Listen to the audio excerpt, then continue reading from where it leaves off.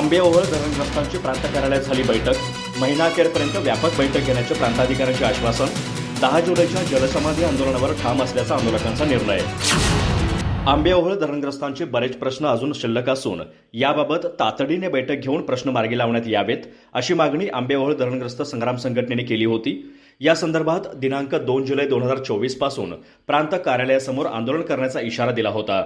या पार्श्वभूमीवर दिनांक 1 जुलै रोजी सायंकाळी 4 वाजता प्रांताधिकारी यांनी आंबेओहळ धरणग्रस्त संघटनेचे अध्यक्ष आणि काही प्रमुख आंदोलनकर्ते यांच्यासोबत प्रांत कार्यालयात बैठक घेतली।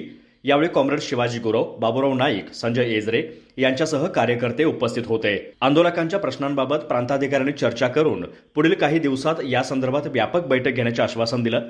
त्यामुळे 2 जुलैपासून प्रांत कार्यालयासमोर होणारं आंदोलन स्थगित करीत असल्याचं संग्राम संघटनेचे अध्यक्ष शिवाजी गुरव यांनी सांगितलं। मात्र 10 जुलै रोजी आंबेओहळ धरणस्थळावर होणारं जलसमाधी आंदोलन मात्र होणारच, यावर आंदोलनकर्ते ठाम आहेत।